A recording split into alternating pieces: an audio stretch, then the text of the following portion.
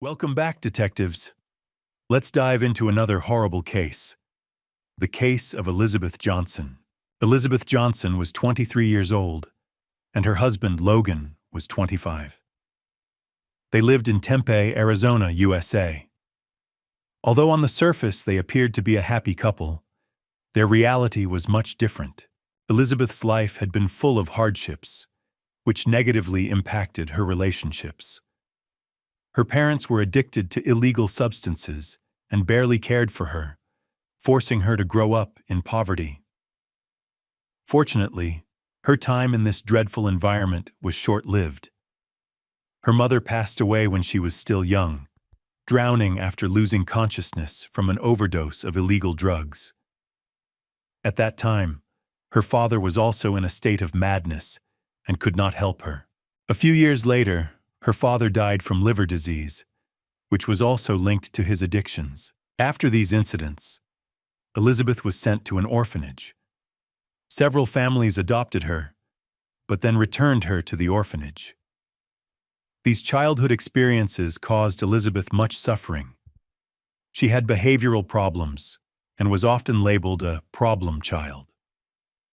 Now, as an adult, she was faced with problems she didn't know how to handle. Those who knew her well said she was immature for her age and lived in constant fear of abandonment. This fear made her intensely jealous of her boyfriend, Logan. Elizabeth had difficulty controlling her emotions, which led to severe psychological stress. This often resulted in conflicts with her lover, Logan. During these conflicts, she frequently lost control and sometimes physically attacked him. Her immaturity made it difficult for her to understand her own actions. Despite this, Logan loved her, and they got married after dating for a few months. He hoped that marriage would help her change. Unfortunately, her fear grew, and her tantrums became even more disturbing. For example, during a picnic, they had a fight, and Logan narrowly avoided falling into the fire, suffering only minor burns. When she wasn't being aggressive, they seemed like a great couple who treated each other well and had the potential to become an ideal family. Logan was already suspicious of Elizabeth's change, but he continued to hope for the best. Sometime after their marriage, they discovered that Elizabeth was pregnant, which came as a big surprise. They felt unprepared to become parents. Initially, they had planned to establish themselves before having children, so Elizabeth decided she didn't want to become a mother. She later changed her mind and chose to continue with the pregnancy. Their son, Gabriel, was born on May 3rd in 2009. Unfortunately, this did nothing to make Elizabeth more mature. She still behaved like a child. According to those around her, her anger outbursts became unpredictable. During these times, she would latch onto minor issues to provoke conflicts. Gabriel was quite difficult, and she had to try very hard to control him. The boy always wanted to be comforted, and whenever Elizabeth left him alone, he would start crying.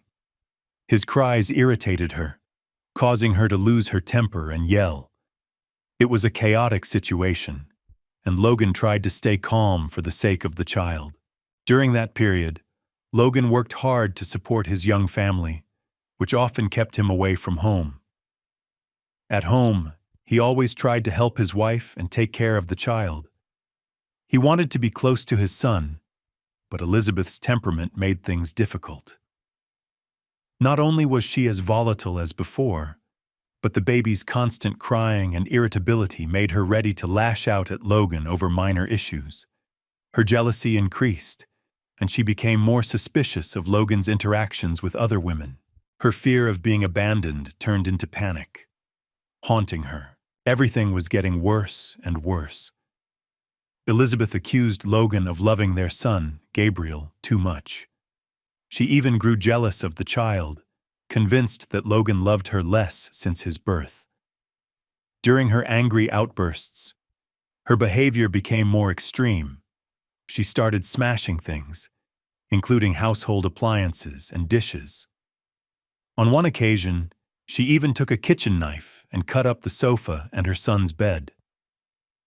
Logan found it very difficult to live in such an environment.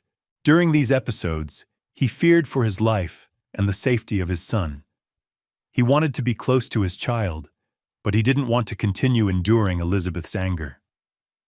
Finally, he ran out of patience, especially when Elizabeth didn't change. After a few months of living like this, Logan announced that he wanted a divorce and moved out with his son, Gabriel. Elizabeth's childhood fears and traumas resurfaced, but she never took responsibility for what happened. Instead, she blamed her husband, Logan, calling him narrow-minded. Worst of all, she began threatening to give Gabriel up for adoption. Logan assured her that he could take care of the baby himself, making such an action unnecessary. Unfortunately, Elizabeth saw this as a new way to manipulate the situation and frequently used this threat against Logan. When Logan consulted a lawyer, he learned that by law, Elizabeth could not arbitrarily let someone else adopt their son, Gabriel. If the child's biological father disagreed, they would need to settle custody arrangements in court. Elizabeth could have given full custody to him, but she didn't want to. She just wanted to control him longer and get revenge. Eventually, they divorced, and they were granted joint custody. Her erratic behavior made Logan feel that it was unsafe for their son, Gabriel, to stay with her, so he sought full custody. This process took time. Meanwhile, the boy lived with his father, and his mother visited him according to their agreement. Over time, Elizabeth seemed to become less anxious and calmer. What happened at Elizabeth's house when Logan wasn't there remained unclear. The situation might have been worsening. As Christmas approached, Logan planned to spend the holiday with his family. He had a grand vacation in mind. They would meet Santa Claus and give Gabriel his first Christmas presents. But this plan was not to be. On December 18, 2009, Logan was supposed to pick up Gabriel from Elizabeth's house around 4 p.m. When he arrived, no one opened the door, and the car was not in the driveway. This was strange because they had planned that he would visit and take Gabriel away. He continued to knock. By this point, they had a well-established custody arrangement for the child, and everyone was accustomed to it. So Elizabeth's actions seemed unusual. She couldn't just take Gabriel and go wherever she pleased. Logan looked through the bedroom window and saw furniture boxes scattered and emptied on the floor. He thought she had gone crazy again. She must have packed her things and taken Gabriel away to an unknown location, so he became very worried and immediately contacted the police. Unfortunately, by law, nothing could be done because Elizabeth was Gabriel's biological mother and the child's legal guardian. The authorities ignored Logan's concerns. Although this made him feel uncomfortable, he was forced to go home. For the following days, no one was able to reach Elizabeth. She remained silent. No one understood what had happened, which made the situation even more complicated. Only Logan and his family were interested in the search. The police ignored his warnings that Elizabeth could be a danger to Gabriel. He had no choice but to do everything he could to contact her. Unexpectedly, on December 27th, he received a message from an unknown number, but it was clear it was from Elizabeth. She wrote that he would never find his beloved son, Gabriel. She was leaving the country, and when she arrived, she would send him the exact address where he could find Gabriel's body. She also added that earlier she had strangled her son, Gabriel. After hearing these words, Logan could barely stand, but he immediately called the unknown number. At first, Elizabeth ignored his calls, but finally answered on the 6th attempt. Logan insisted that she was lying and that Gabriel was fine. Elizabeth claimed to have strangled the baby, put him in a trash bag with diapers, and thrown him into a dumpster. She said it was revenge for his countless betrayals. After this, Logan contacted the police. But to his surprise, he was again told that they could do nothing. The police did not take what Elizabeth said seriously.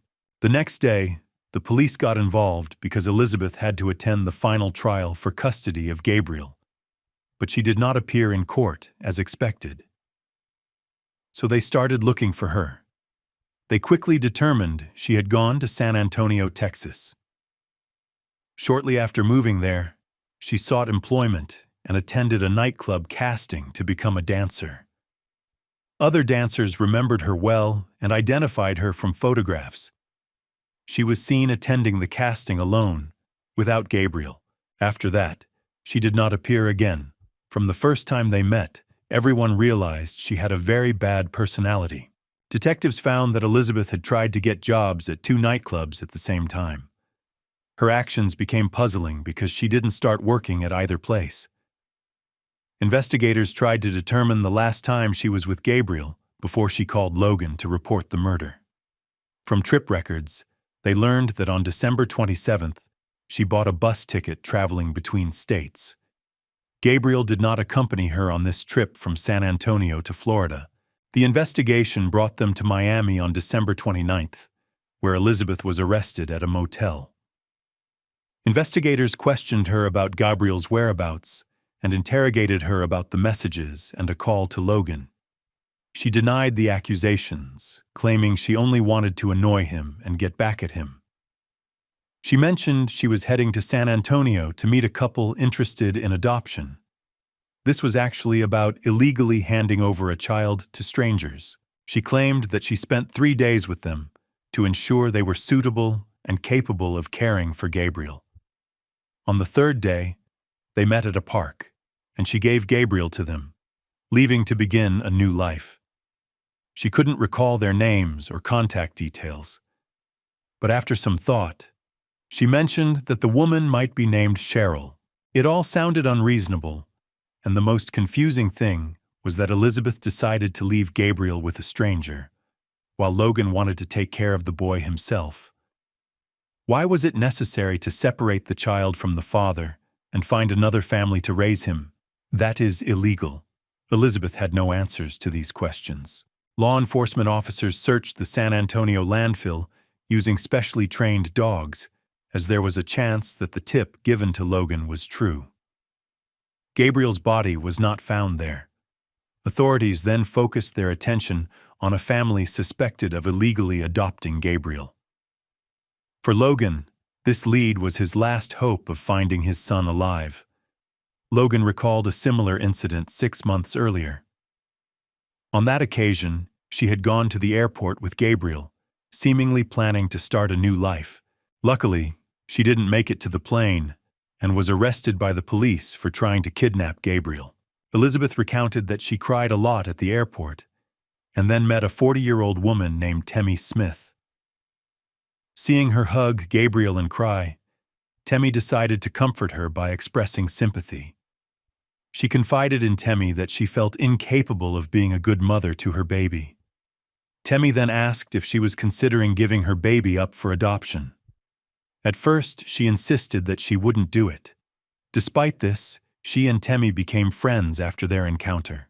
They shared many similarities, particularly a difficult past.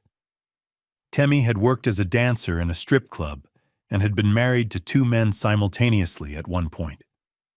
She had a deep fear of being alone, which negatively impacted her life and relationships. She had been married 5 times and had 3 children with different men. All her children lived with their biological fathers, and she had lost parental rights. Unexpectedly, after 2001, changes occurred in Temmie's life. She decided that she really wanted to raise a child and get her child back. There was no longer an opportunity to give birth again, so she began looking for and adopting children. During the investigation, it was established that Temmie had adopted 2 children and was constantly looking for young mothers with problems so that she could adopt more children. She used social networks to persuade young women to give up their children and even approached pregnant women on the street, asking if they were planning to give up their child. After talking with Temmie, Elizabeth decided to give Gabriel up for adoption. Temmie became Gabriel's mother. When Logan learned of this, he immediately reported it to the police. Gabriel was taken from Temmie's home and returned to live with his father, Logan. Temmie claimed that she did not know about the falsification of the adoption documents. Logan attempted to obtain custody to prevent Elizabeth from being able to see Gabriel again. The process dragged on for 6 months, which ultimately led to Gabriel's disappearance. After being arrested, Elizabeth launched a public relations campaign to support herself while awaiting trial. She frequently communicated with the media, gave interviews, and blamed Logan for the incident. She argued that if he had agreed to let Temmie adopt Gabriel, none of this would have happened. Logan was shocked by her actions, which he perceived as driven by revenge. During the custody trial, he repeatedly sought sole custody, as he was the primary caregiver.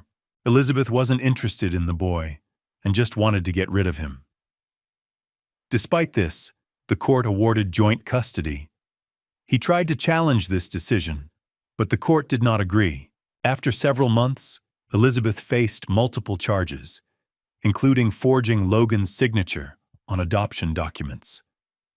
The court considered this a minor crime, so it only imposed a 30-day prison sentence for signature forgery. During this time, the custody trial concluded. He was given full custody of Gabriel, but he still had no idea where the boy was. Investigators found no evidence of a crime, such as bloodstains in the car, and did not find Gabriel's body. So they began to suspect that there might be a black market in child trafficking involved. This theory seemed plausible since San Antonio is statistically a hub for black markets. Elizabeth had been in the city for some time, so it is likely that she had contact with organizations involved in child trafficking. During this time, she lived in a motel with her child Gabriel, but later moved out without him. This is a common tactic used by these organizations, which often conduct exchanges in inexpensive motels to avoid drawing attention.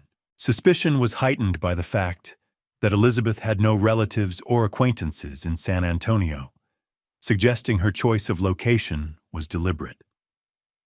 These factors all corroborate the initial story the detective shared after her arrest, suggesting that Gabriel may have been with strangers.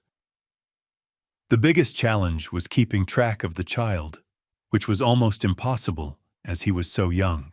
There were several indirect signs. After arriving in San Antonio, Elizabeth posted on social media that if you want to do something, you will find a way to do it. In another post, she mentioned starting a new life. Later, she shared a photo showing 2 diamond rings. Logan knew she couldn't afford such expensive jewelry, valued at over $20,000. Elizabeth claimed they were gifts from admirers, but this seemed unlikely. This new information supports the theory that she sold Gabriel illegally, as payments for such transactions are not typically made in cash. During the investigation, the detectives contacted a young woman who had worked part-time as a nanny for Elizabeth when she first arrived in San Antonio with Gabriel. The girl was hired through an ad and looked after Gabriel for a day. She was shocked by how indifferent Elizabeth was to her son. Elizabeth didn't care if he was tired, needed sleep, or was hungry. The only thing Elizabeth requested was to give the boy medicine regularly to keep him quiet. Elizabeth simply wanted him to remain silent. The type of medication was unknown, but it was likely a sedative. Elizabeth spent 3 years in prison before her trial began. Initially, she was charged with kidnapping, but this charge was dropped. At that time, the law allowed a mother with joint custody to move across the country with her child, so it wasn't illegal. She was later charged with endangering Gabriel's life. The trial lasted 2 days, after which the jury found Elizabeth guilty. She was sentenced to 5 years and 3 months in prison. This decision angered many people. Logan was shocked when his 7-month-old son, Gabriel, went missing, but Elizabeth was given only a light sentence. The prosecutor's office said they had no evidence to prove Elizabeth harmed or killed Gabriel, so no other charges could be brought against her. Elizabeth denied the story she told Logan over the phone after Gabriel's disappearance. She continued to deny murdering her son, claiming instead that she gave the child to a couple. She explained that the message and call were meant to anger Logan, and she lied about the boy's body being in the dump. Detectives repeatedly questioned her in prison, trying to get information about Gabriel. Throughout this time, she never cooperated with the investigation, nor did she share anything with Logan or her lawyer. Elizabeth insisted that she knew nothing about Gabriel's condition. She also had no interest in knowing what happened to her son or where he was now. Logan was convinced that the child had been dead for a long time, believing she had indeed disposed of him at the dump, as she mentioned in the message. A recording of a phone conversation between Elizabeth and her old friend Temmie surfaced. Elizabeth was aware that all prison calls were recorded, so she deliberately lied to distract the detectives. During the call, she praised the detectives for their work, but then expressed outrage. She confessed that Temmie ruined her life and got her involved in illegal activities. Temmie's reaction seemed genuine, as she denied all of Elizabeth's accusations. The two women ended up blaming each other for their problems, which ultimately ended their friendship. It remains unclear who was lying during the call. In 2014, Elizabeth was released from prison and placed on probation for 3 years. She repeatedly violated the terms. Just a month later, she moved to New Mexico, which was a serious violation since she was required to regularly report to her probation officer. As a result, Elizabeth was arrested and extradited back. She was briefly imprisoned again. Meanwhile, the search for Gabriel continued, without success. Police occasionally received new leads, but all led to dead ends, including DNA analysis, reviewing CCTV footage, tracking geolocation, and searching databases. No matter how hard they tried, the boy was never found. After serving her prison sentence, Elizabeth was released. She changed her name several times to start anew and eventually got married, settling in New Mexico. In May 2021, she became pregnant again, which caused controversy. Many criticized Elizabeth, believing she shouldn't become a mother again, fearing she might abandon or harm the child. When speaking to reporters, Elizabeth continued to deny all allegations. In an interview, she claimed that her worst punishment wasn't prison, but living without knowing Gabriel's fate. She insisted she had changed and regretted giving her child away, but few believed her.